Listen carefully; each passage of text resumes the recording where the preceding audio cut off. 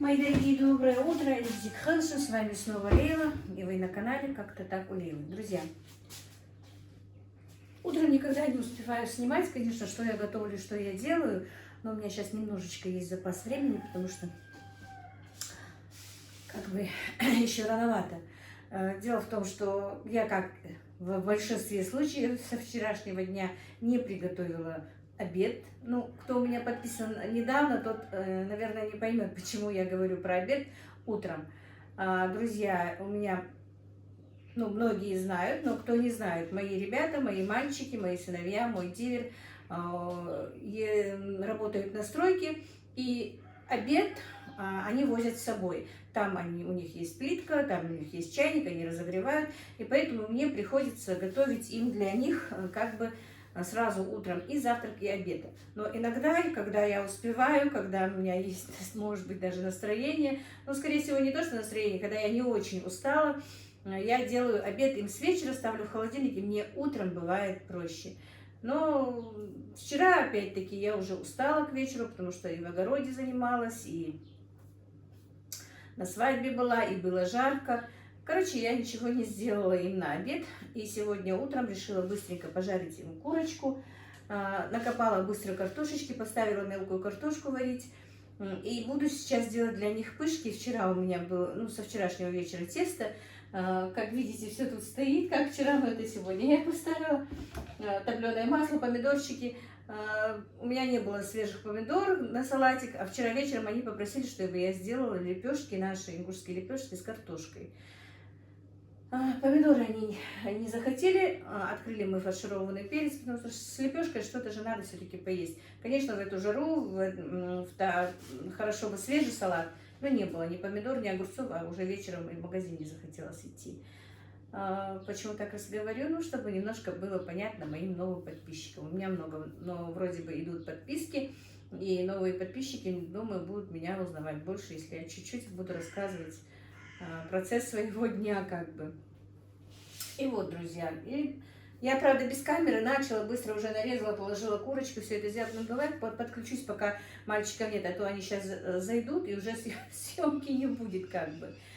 Вот такие вот дела. И вчера я почему еще и включила, сейчас думаю, нарезаю, делаю что-то. И вчера моя подруга Галя меня спрашивает: Лейла, а что ты готовила на обед? Ну, она из Казахстана, у нее время чуть, конечно, дальше. Я говорю, а я на обед утром готовила, Ира уже, а я сижу, еще сама обедаю как раз, когда она говорит. А она мне говорит, а что ты готовила? Я говорю, ты настолько простое блюдо, что ты удивишься. И что это? Я говорю, были у меня куриные сердечки, когда я кур еще покупала, помните, друзья, 10 кур, когда я большую закупку делала. Тогда же я 5 килограмм покупала и этих потрошков куриных, и их разделила, печенку, куриные эти сердечки и желудочки, и положила в холодильник. Из печенки мы сделали печеночные тортики, Танзила мне делала, когда мы гостей встречали. Желудочки тоже, по-моему, уже были пожарены, а куриные сердечки я хотела оставить для салата. Ну, оставила для салата.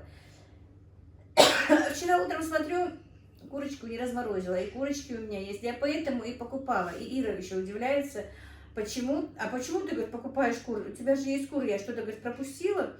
А ты знаешь, вы знаете, друзья, домашние куры, вы сами знаете, что домашние, обычные домашние куры деревенские, как бы их быстро не пожаришь, их надо варить, они более вкусные в бульоне, с бульончиком, супчиком или просто с нашими галушками, да, домашняя курочка.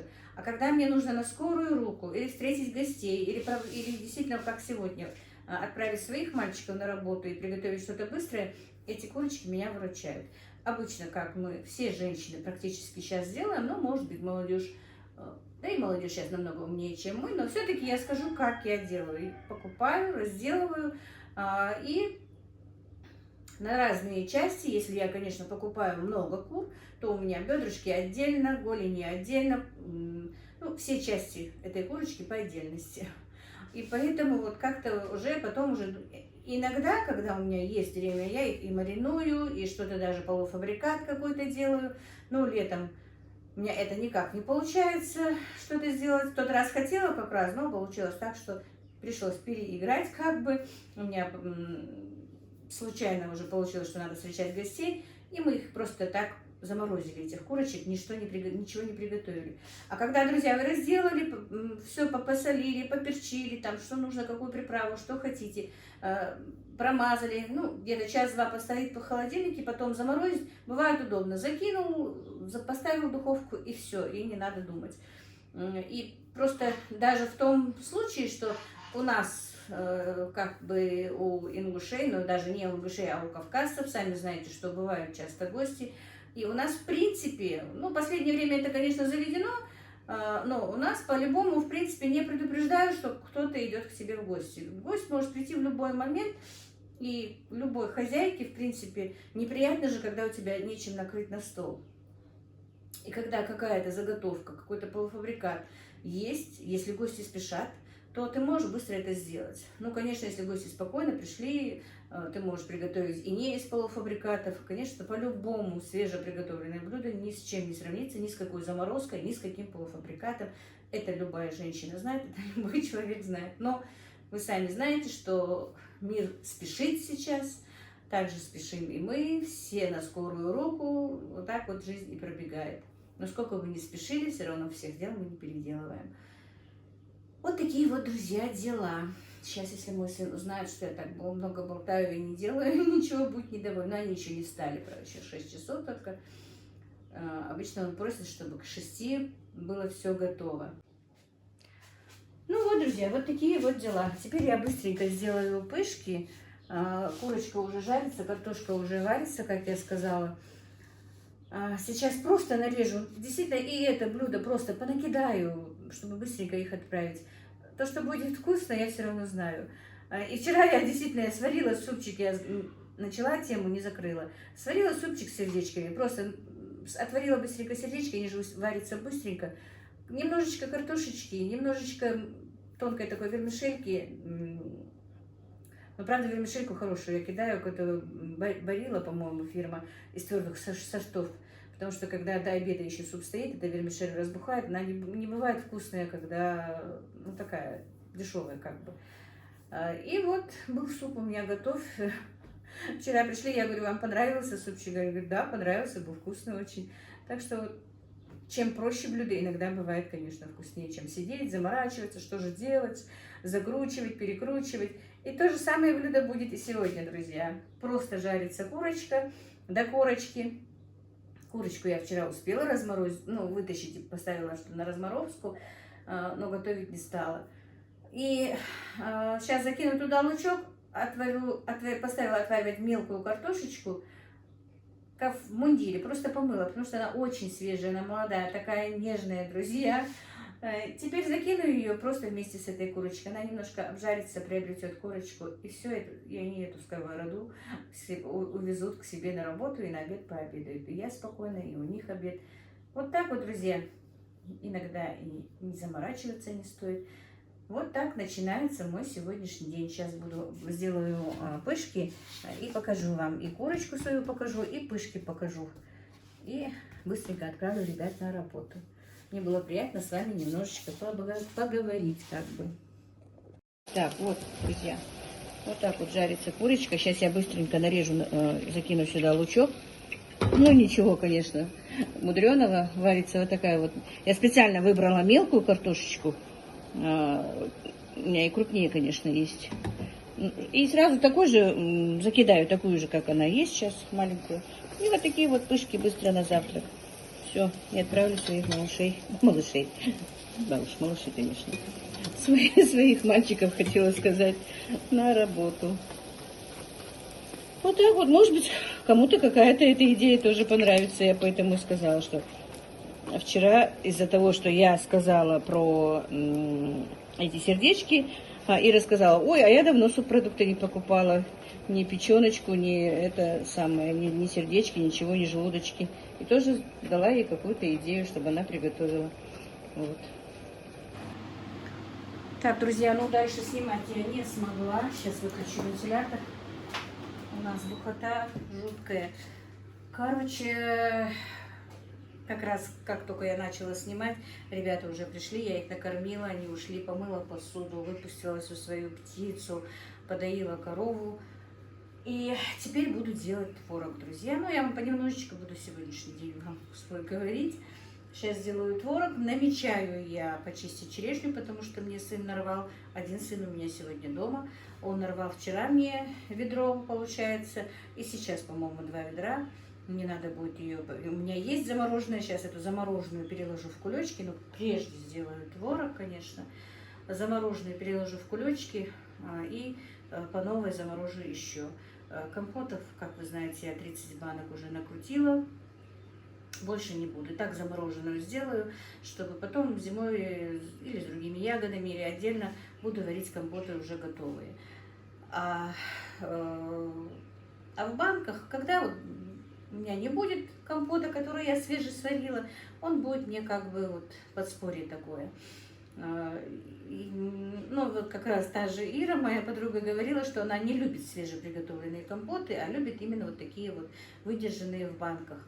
А мы и так пьют, так что мне без разницы как, поэтому, чтобы там много банок не ставить, у меня морозильник большой, 2 холодильника мне хватает, поэтому я заморожу ягоды. У меня место там навалом, и я заморожу. Сейчас сделаю творожок и подключусь к вам снова. Жара ужасная, только выключу вентилятор, и все, уже дышать нечем в комнате.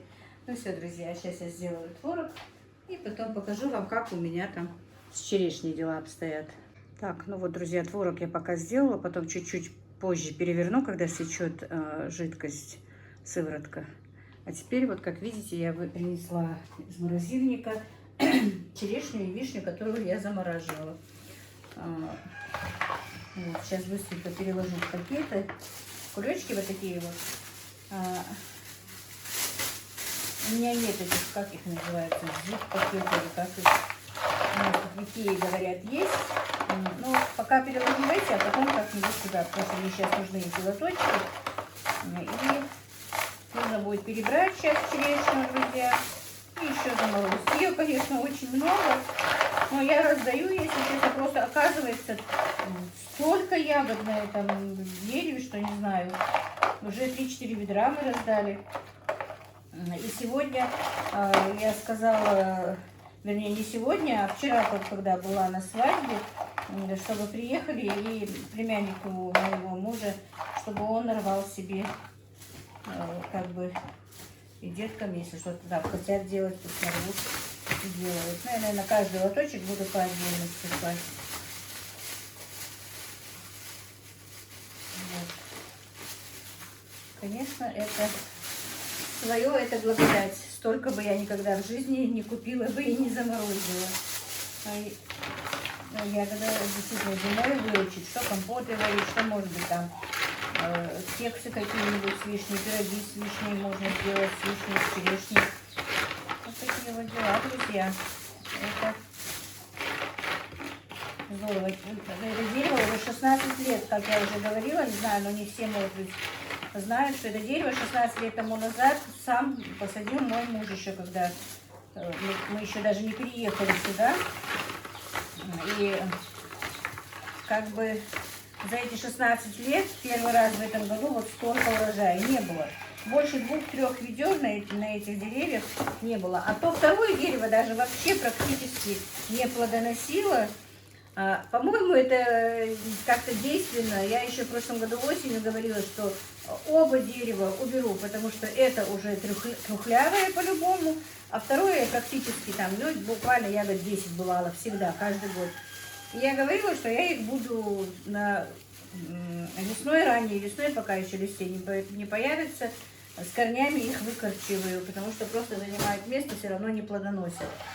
Как бы. Но это еще плодоносило, просто оно еле-еле держится, ну, не знаю, каким путем оно держится, внутри все трухлявое. А вообще-то говорят, что если вот так вот испугать дерево, то оно плодоносит. И это, по-моему, выстрелило как-то в этом году. Представляете, какой урожай. Так что, ну, хоть я и говорила, что буду убирать, но мне не хотелось, конечно, чтобы эти деревья удалять, действительно убирать их, потому что были посажены моим мужем. Это память о нем. И все ягоды, которые тут на этом дереве появляются, и ну, их, мой петушок, едят, это садака от него получается, сколько сидят. Вот такие вот дела, друзья. Вчера еще ведро заловки своей дала, когда мы заехали после свадьбы. Как раз нарванное стояло ведро. Так, ну я сейчас это положу, потом вам... Это уже вишни, видите, которые помельче. Это я ложила туда, черешня была. А это кислая вишня, которая, ну, шпанка. У нас ее называют шпанкой. Многие мои подписчики и в личке спрашивают, как вы их называете. Вот, я не знаю, не вишней, а именно шпанкой у нас. Это очень кислые. А это уже черешня. Вот она не такая кислая, ну, она вообще не кислая. А вот шпанка очень кислая. Поэтому сахара я добавляла 2,5 даже стакана, по-моему, там говорила. Но второй компот, друзья, я сварила, добавила только 1,5 стакана. Мне все-таки показалось, что немножко приторное оно было.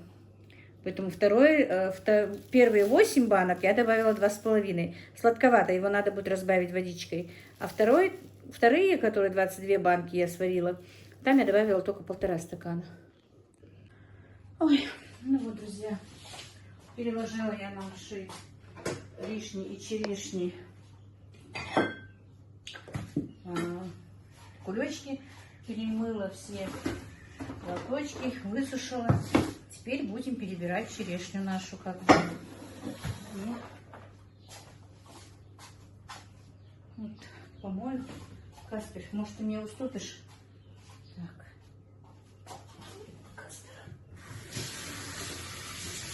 Давай назад. Так, вот так вот, друзья. Черешни еще много. Будем замораживать. Хотя их очень много, то, что я заморозила. Но и в дегидраторе у меня стоит. Но вы знаете, друзья, дегидратор все-таки очень хорошая вещь, но он слабоват. Может быть, и производитель будет недоволен. Ну, для маленькой семьи, конечно, нормально, я ничего не говорю. Но для нас он слабоват, мощность его. Было бы здорово, если бы сейчас у меня был хороший дегидратор. Я бы высушила много чего. И мне кажется, даже на этом можно сделать какой-то бизнес, друзья. Потому что уже у меня одна подписчица говорит, сколько бы ты черешень там не насушила, я куплю, сколько бы там ни стоило. Знаю, что там домашнее, знаю, что чистое, знаю, что без обработки всякой. Потому что, вы сами знаете, сухофрукты очень сильно обрабатывают, чтобы они у них не пропали. И, как я вижу, если бы там, например, у меня была побольше, с большей мощностью был бы дегидратор, высушить вот этот и черешню, можно и клубнику, и другие ягоды и фрукты. И уже как бы можно было бы, например, в том же Инстаграме написать, что есть вот так вот домашние высушенные сухофрукты. И, наверное, был бы спрос. Так что вот такая вот, не знаю, идея у меня может быть. Может быть, кому полезно, может, кто сделает это для себя. Может быть, можно будет вот попробовать купить хороший дегидратор, может быть, 1-2 даже. И делать для себя и для продажи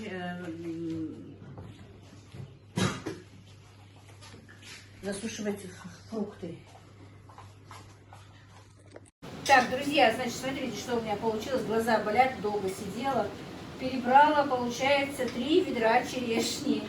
1, 2, 3, 4, 5, 6, 7, 8, 9 этих лотков. И 3 вот этих поменьше.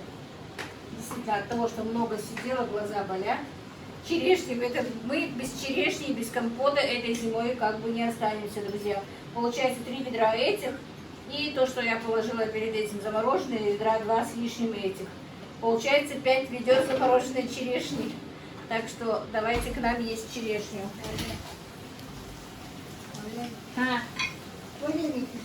Так, друзья, значит, тесто я уже замесила, но как-то не додумала, что, может быть, можно было бы и немножко показать, как я это делаю. Потому что подписчики новые, но Если что, зайдите, ну, посмотрите мои там ролики, где любое я блюдо сделаю из пресного теста, там манты, пельмени, вареники. У меня одно и то же универсальное тесто. Если что, потом еще раз как-нибудь будем лепить. Покажу, как это делается. Тесто очень удобное. Многие девочки мне благодарны, что нашли такое удобное для них тесто. Ну, как я сегодня замесила? Я замесила из 1 литра только. Из 1 килограмма муки. Короче, килограмм муки, пол-литра воды, 3 ложки столовые растительного масла, ну и чайная ложка соли. Вот, все. Почистила я, как видите, вишенки. И творог тоже накрошила творог, добавила соль, добавила яйцо. С луком мои не любят, поэтому будем делать с творогом и с вишенкой как бы. Сейчас я немножко раскатаю, не буду задерживать вас и подключусь снова. Абдулла, а ты не боишься забраться на дерево? Не боюсь. Не боишься? Заберешься? Боюсь. А вдруг упадешь? Не боюсь. Не упадешь? Я смелый. Ты смелый? Да ты что? Хажарок. Ты сынишка племянника моего мужа. Передай привет всем.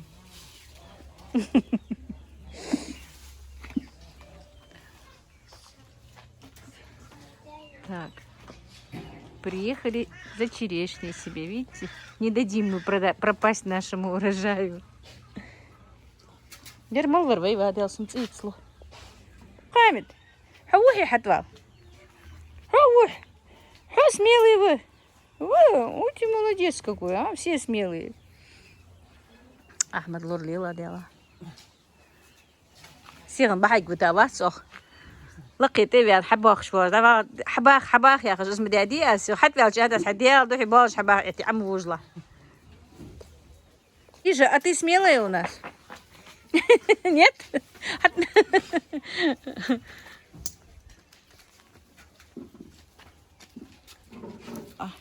Красавица.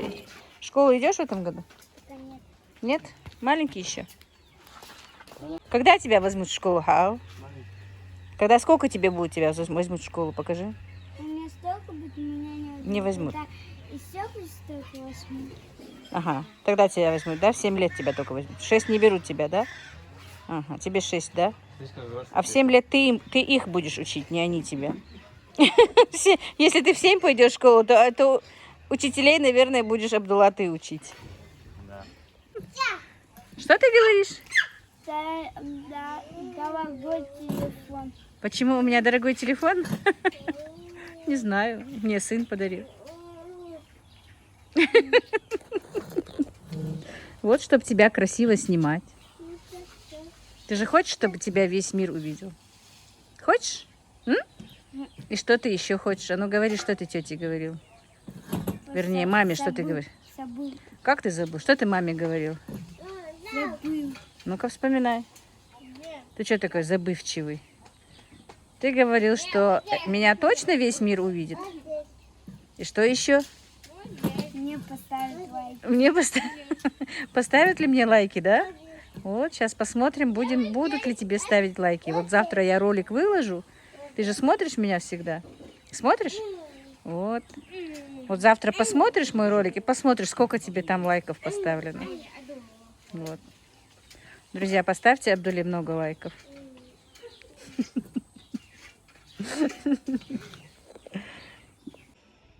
Друзья, проводила своих гостей. Решила зайти все-таки на палисадник. Ай, розочки зацветают, расцветают. Видите, как желтенькая. Радуют они меня. Вы знаете, что я все время переживаю, что мои желтые... Ой, что у меня розы плохо растут. Но понемножечку вроде бы ожили некоторые кусты. Вот, тоже пустила бутончика 2 даже. Я не знаю, что это за роза, но какая-то маленькая, но тоже 3 маленьких бутончика на ней. И вот посмотрите, какая она вот прямо вот красненькая расцветает. Здесь тоже уже появились бутончики. Ну, а это вот прямо вся в цвету. Тоже очень пахучая розочка. Вот так вот. Мало цветочков, но они все равно радуют меня. Вот так вот, друзья. Пойду теперь дальше. Наверное, я буду уже дальше долепливать немножко свои вареники, как бы. Потому что на ужин уже надо что-то готовить. Так, ну вот, друзья. После того, как я проводила своих гостей, я немножко поработала в огороде. А теперь уже пора готовить ужин. Вареники все-таки нужно делать. Сделаем быстро вареники с вами и приступим. Сейчас я опущу камеру. Будем делать как бы вареники. Никак их не могу сегодня сделать. Так, ну вот, друзья. Сейчас снова выключу вентилятор. Без вентилятора это вообще здесь невозможно работать. Так, и муха одна прилетела. Значит, я немножко подсыпала сахар и положила по половинке уже черешенки, потому что если я положу сюда 2 черешенки, слишком много получается, потому что черешня у меня очень крупная. Вот. И теперь слеплю и будем есть с мамой. А мальчикам, как я сказала, мы будем делать вареники с творогом. Так, и там, друзья, я хоть и сказала, что я в личке скажу, но просто писать в комментариях долго не хотелось. Вопрос был такой, что, ну, вот, можно ли второй раз, или, ну, скорее всего, вдове, наверное, можно ли выйти замуж, если она хочет. Как бы это так. Ну, этот вопрос у меня задавали очень, ну, не очень часто, но несколько раз задавали. Я отвечала на этот вопрос, друзья. По идее, выйти замуж можно, если даже вдова, если разведена. Но дело в том, что если у тебя дети, то по нашим законам с детьми замуж выйти уже практически не вариант. Ну, очень-очень маленькое исключение. С детьми можно выйти замуж. А так, с детьми замуж тебя не возьмут по-любому. И родственники мужа, если даже у тебя нет мужа, например, он умер, то, конечно, не дадут своим детям, ну, детям своего брата там, чтобы воспитывали их в другом тейпе, как бы. Вот в этом плане, поэтому нельзя. Так, чтобы вот категорически нельзя было выйти замуж, этого нет. Если женщина хочет выйти замуж и может расстаться со своими детьми, то она имеет право выйти замуж. Но в основном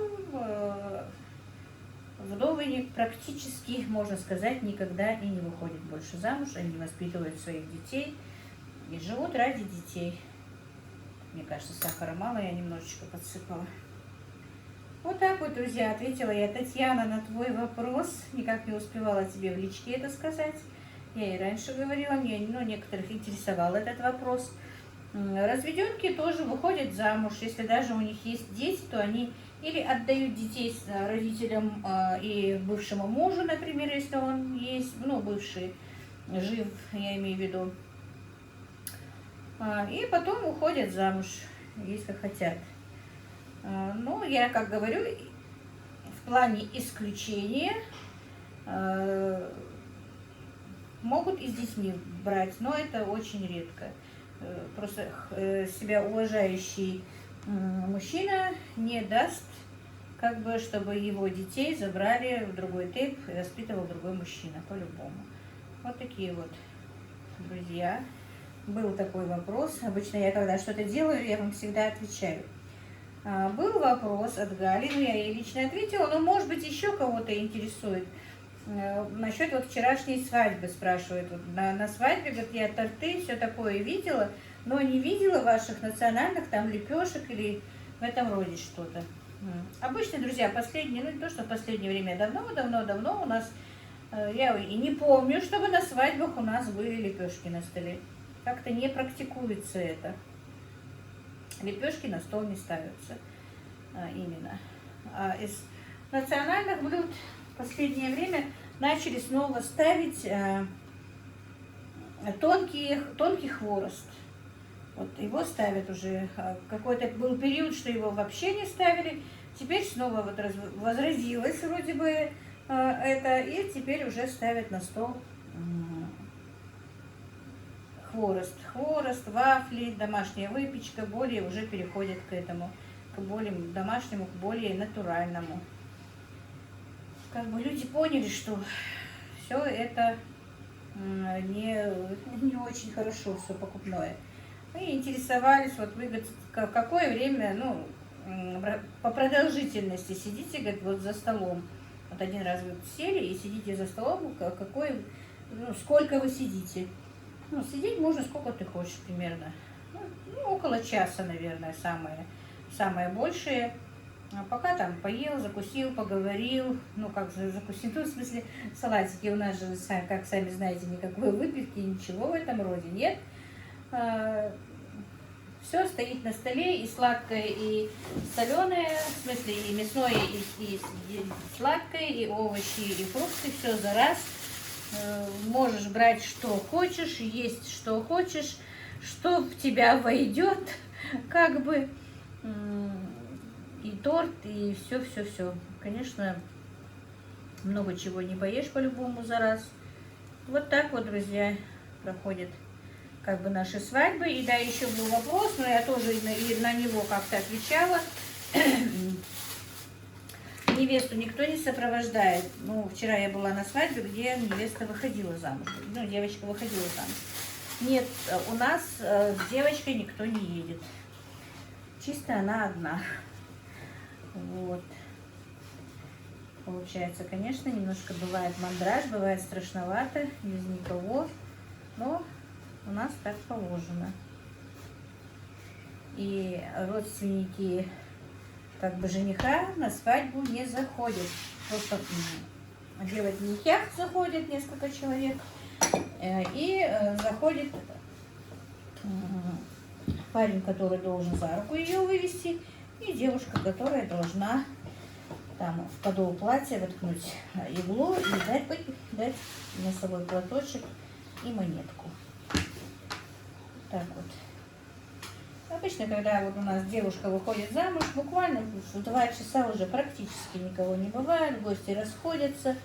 Ну, а где жених, там, конечно, свадьба подольше. Да и сейчас и на этих свадьбах обычно близкие родственники только остаются, остальные все расходятся. Вот так вот, друзья. Не буду вас потянуть. Сейчас еще сделаю и подключусь. Так, друзья, сейчас закину, сварю эту порцию, а потом спокойненько сделаю, потому что уже поздно. Ролик мой не загрузится, если я его вовремя не запущу. Вот так вот, друзья.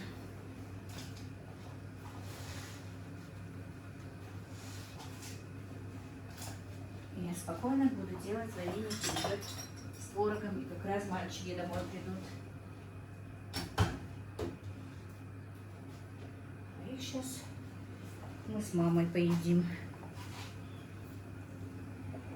Так, ну вот, друзья, сварила я вареники с черешней, с вишней как бы. Ну, тут немножко и вишенка есть, но в основном черешня. Одну съела, но просто хочу в разрезе показать. Вот, видите? Сок не вытекает, ничего, все нормально, очень вкусно, со сметанкой.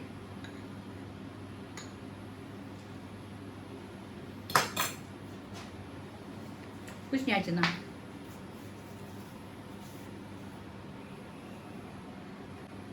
Так, ну все, долеплю эти вареники, друзья,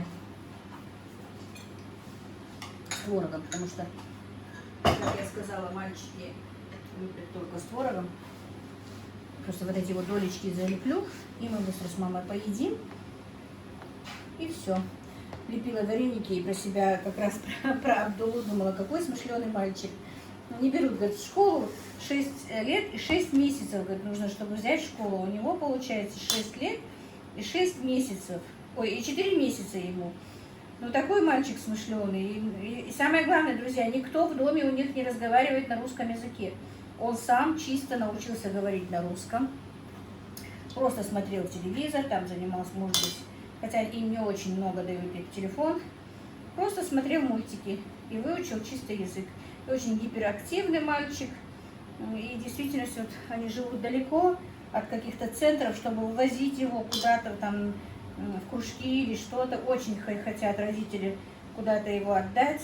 И в школу не берут, ребенок бедный не занят. Я ему говорю, давай ты приедешь ко мне, будем с тобой ходить на гимнастику и на плавание, в бассейн.